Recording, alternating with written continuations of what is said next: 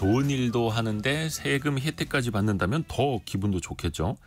특히 특정 기관에 기부를 하면 연말정산할 때 세금을 공제받을 수가 있는데요. 그런데 이걸 또 악용하는 사람이 있네요. 최근 5년간 그 기부금 혜택을 받았던 10명 중에 3명이 세무당국에 적발이 됐다고 합니다. 어떤 문제가 있는 건지 슬기로운 세무생활 시간에 한번 살펴보죠. 누리세무그룹 김철훈 세무사와 함께합니다. 안녕하세요. 안녕하세요. 김철훈 세무사입니다. 일단은 그 기부금을 내면 네. 세액공제는 얼마까지 어떻게 되는 거예요? 그렇죠. 이제 기부라는 걸 하게 되면은요, 이제 세금도 줄일 수 있는데 단순히 뭐 큰 기업들의 세금만 줄이는 게 아니라 일반 직장인이나 아니면 우리 같은 자영업자분들의 세금도 줄일 수가 있어요. 근데 이제 정작 얼마를 줄이느냐? 기부금의 기본적인 공제율은요, 이제 1,000만 원까지는 15% 내가 기부한 금액의 15%를 줄일 수가 있고요. 네. 1,000만 원이 넘어가는 경우라면 30%예요.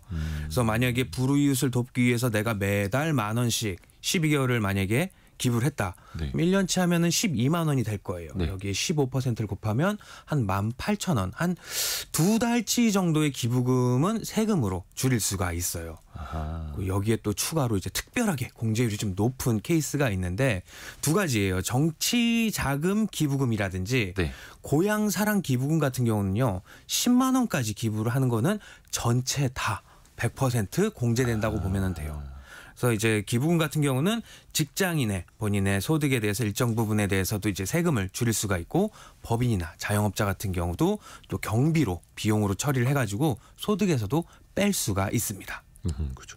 그러니까 기본적으로 1,000만 원 이하는 15%가 네. 세액공제죠. 세액공제. 맞습니다. 세액공제 받을 수 있는 건데 고향사랑 기부제 또 정치자금 기부금만 전액 네. 100% 공제가 된다. 10만 원까지 전액됩니다. 네. 근데 이게 또 참 기부금도 종류가 많다 보니까 좀 헷갈립니다. 네. 또 다른 것들이 좀 있죠. 맞아요. 종류는 여러 가지가 있는데 크게 봤을 때는 두 가지로 보시면 돼요. 네. 이제 혜택을 많이 주는 특례 기부금이라는 게 있고요. 특례 기부금. 네, 내가 번 소득 금액 전체를 한도로 해서 기부금 공제를 해주는 게 있고요.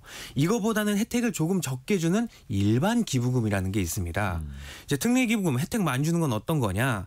이제 국가라든지 아니면 지방자치단체에 기부를 한다든지 아니면은 국방에 이제 돈을 내는다든지 이재민을 위해서 구호 금품 또는 불우이웃을 돕는 데 들어가는 거는 이제 특례 기부금이라고 해서 한도가 내가 번 금액까지 다 해주고요. 그거보다 조금 적은 내용으로 이제 기부 한도를 두는 게 일반 기부금인데 이런 건 이제 문화라든지 예술, 종교, 사회복지 같은 곳에서 이제 기획재정부 장관이 이제 정해놓은 곳에 기부를 하면은 이제 일반 기부금이라서 소득 금액의 한 30%까지만 한도로 해서 공제를 해줍니다. 아, 이게 종류별로 전액 공제인 것 다르고 네. 30%까지인 것 다르고 네. 조금 이거 내가 기부한 거에 따라서 또 체크를 좀 해봐야겠네요. 헷갈릴 맞습니다. 수도 있으니까. 네. 그 ARS 전화 한 통으로 좀 네. 어려운 도울 수 있는 그런 방법도 있지 않습니까? 한 맞아요. 통에 5,000원, 뭐 10,000원, 뭐 30,000원 이런 식으로 이렇게 단발성으로 기부하는 거나 네. 아니면 정기적으로 어떤 단체에 매달 기부하는 거 이거 다 세금 혜택을 받을 수가 있는 거예요? 네, 다 세금 혜택 받는 게 가능한데요. 이제 ARS를 통해서 만약에 기부를 했다고 하더라도 이제 기부금 관련된 영수증은 첨부를 해야 돼요. 준비를 하셔야 돼요. 네. 이 방법은 이제 기부를 하신 분이 통신사에 연락을 해서 ARS 기부했던 내용의 영수증 발급을 신청을 하면은요. 아, 요건 통신사에다가. 네. 그러면 통신사는 기부 단체에 이분이 기부하셨으니까는 이분에 대한 이제 기부금 영수증을 보내주세요라고 단체에 알려줘서 이제 기부금 영수증을 발송을 해서 받을 수 있게 됩니다. 약간 이게 뭐 기부하면서 이런 걸 따져서 조금 뭐 하긴 합니다만 그래도 좋은 일 하면서 네. 세금 면에서도 가장 유리한 기부금이 있다면 어떤 걸까요? 네, 두 가지를 먼저 말씀드릴 수 있겠는데요. 네. 조금 전 말씀드렸던 고향사랑 기부제 또 정치자금 기부금인데요. 이 기부금은요, 내가 10만 원을 기부를 하면은 내가 내야 될 세금에서 10만 원을 줄여주는 형태예요. 그러니까 100%다 공제받는. 네, 쉽게 말해서 세금 낼 돈으로 기부를 할 수가 있는데 내가 뭐 고향사랑 기부금으로 10만 원을 만약에 기부를 했다 그러면 나중에 내가 내야 될 세금이 50만 원이다. 그럼 여기서 10만 원을 뺀 40만 원만 세금으로 내면 됩니다. 이제 고향사랑 기부제라는 거는요. 본인의 주민등록지가 아닌 다른 지자체에 기부를 하면 되는데요. 예를 들어서 내가 뭐 주민등록지가 경기도 성남이다. 근데 전라도 부안이라든지 경기도 뭐 평택이라든지 이런 곳에 기부를 하게 되면은 최대 500만 원 한도 내에서 16.5%까지 공제를 받고요. 추가로 중요한 게 여기에 지자체에서 제공하는 답례품까지도 선물을 받을 수가 있어요. 네. 그래서 내가 10만 원을 만약에 기부를 하면은 기부한 돈 10만 원도 다 돌려받게 되고요. 여기에 추가로 선물까지도 받게 돼서 기부를 하고도 더 많이 돌려받게 되는 이익이 되는 거죠. 아, 그 고향사랑 기부제가 그 100% 세액 공제는 되지만 이게 한도가 있는 거네요. 한도는 있습니다. 500만 원까지. 그리고 이게 절세도 좀 아는 만큼 챙길 수가 있는데 네. 뭔가 알아볼 수 있는 뭐 코드 같은 것도 있다고요? 맞아요. 이제 정확하게 알고 싶다면은 내가 기부를 한 곳에 영수증, 기부금 영수증을 받게 되면은요, 거기에 이제 코드 번호가 적혀 있습니다. 네. 코드 번호가 이제 세 가지로 나눠져 있는데 10번, 40번, 41번 이렇게 적혀 있어요. 이게 기부금 영수증에 써 있는 거예요. 맞아요. 그래서 우리 기부금 단체는요, 전액 다 혜택을 받을 수 있는 곳이에요라는 번호가 10번, 코드 번호 10번이 적혀 있으면 특례 기부금인 거고요. 코드 번호가 40번이 적혀 있으면 조금 그거보다 적은 30% 혜택을 받을 수 있는 일반 기부금이고요. 마지막으로 41번이 가장 많은데요. 41번은 이제 종교 단체에 헌금으로 냈다 하면은 뭐 가장 적은 혜택인 10% 한도 내에서 그 기부금 공제를 받을 수가 있습니다. 물론 이게 뭐 세제 혜택 받자고 기부한 건 아니겠습니다만 그래도 이왕이면 좋은 일 했을 때 그쵸. 혜택을 또 얼마나 받을 수 있는지 나중에 또 세금 정리할 때도 챙겨보실 필요도 있으니까요. 맞습니다.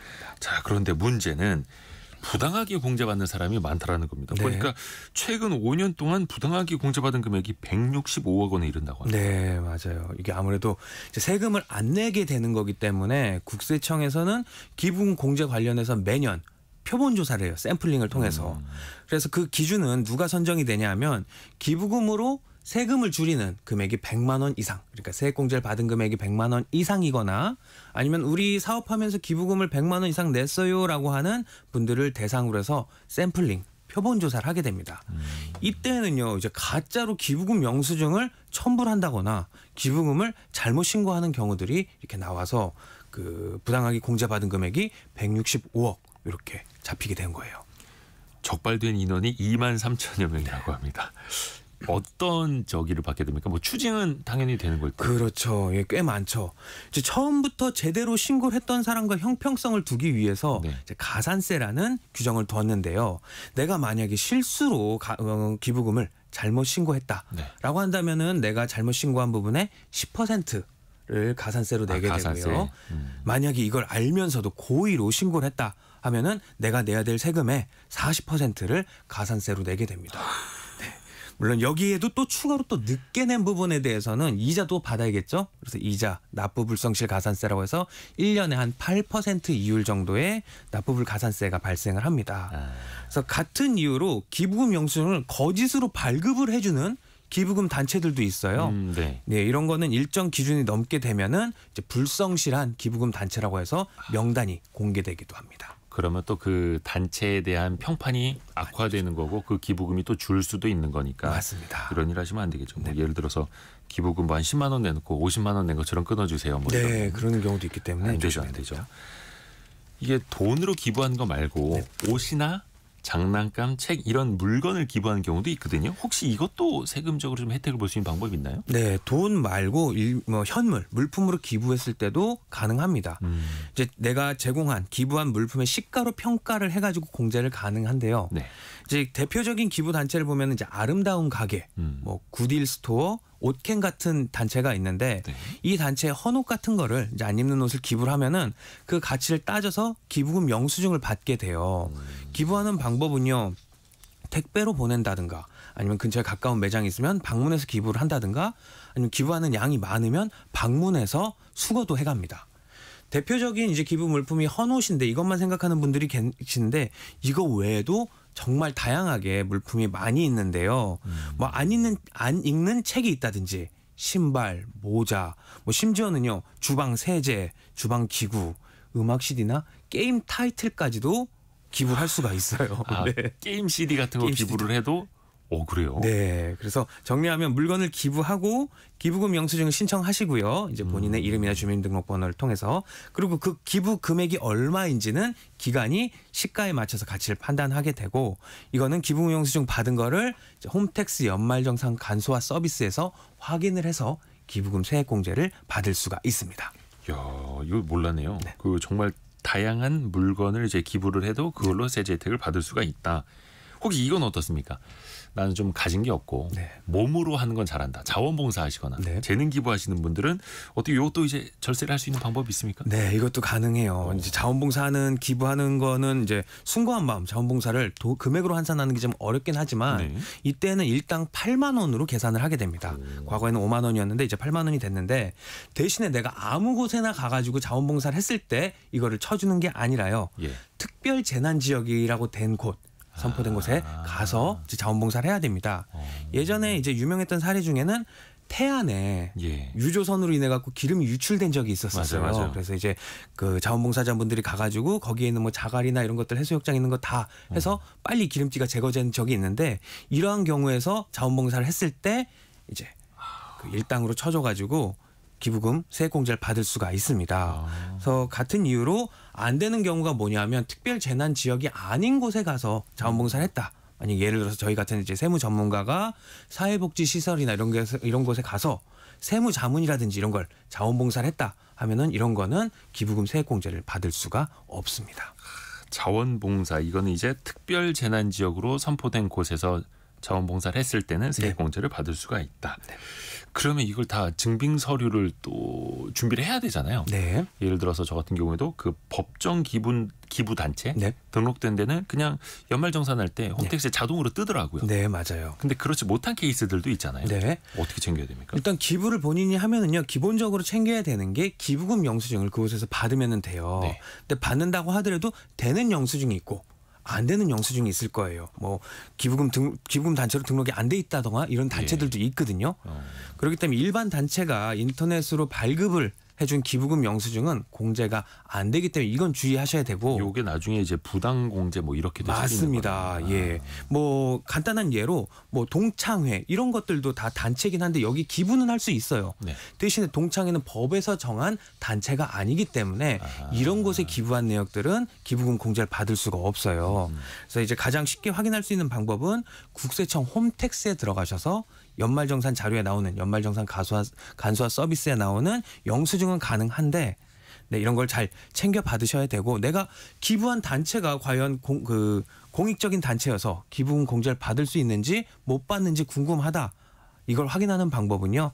기획재정부 홈페이지에 들어가서 법령이라는 메뉴 안에 고시, 공고, 지침이라는 메뉴가 있어요. 여기에 들어가면은 그 법에서 정한 기획재정부에서 정한 기부금 세액공제를 받을 수 있는 단체인지 아닌지를 확인해 볼 수가 있습니다. 8893님이 굿윌 스토어에 자주 기부하고 계시다고. 네. 책이나 가전을 기부하실 때는 10년 이내인 것만 가능해요. 이렇게 알려주셨네요. 아유, 고맙습니다. 알려주셔서. 또 그리고 기부금을 냈는데 깜빡하고 이 세액공제 신청을 못하신 분들 계시잖아요. 네. 이게 혹시 2월도 되나요? 네, 2월에서 받을 수가 있어요. 기부금은요 세액공제를 한도를 정해놨기 때문에 만약에 그 한도를 넘어가는 금액이 있다. 그럼 그 해에 못 받게 되거든요. 그래서 10년 동안 2월에서 공제를 받을 수가 있어요. 그렇기 때문에 기부금 세액공제를 받을 때는요. 혹시 내가 작년에 2월 돼서 넘어온 게 없나? 이것도 확인하는 게 중요합니다. 대신에 이제 2월 공제가 안 되는 기부금들도 있는데 정치자금 기부금이라든지 고향사랑 기부금 그리고 우리사주조합 기부금은 2월 공제가 안 돼요. 사실 기부금 세액공제 계산하는 방식이 매우 복잡한데 네. 제가 설명드린 건 정말 간단하게만 설명드렸거든요. 근데 중요한 건 이제 기부를 하면 매우 좋은 일이기 때문에 그에 따른 세액공제 꼭 챙기지 않을 이유가 없기 때문에 좋은 일 하셨으면 그에 맞는 세액공제도 잘 챙기시길 바라겠습니다. 또 뭐 국가에서도 그 기부를 이제 장려하기 위해서 네. 이렇게 또 세제 혜택을 주는 거니까요. 김철훈 세무사 함께했습니다. 고맙습니다. 감사합니다.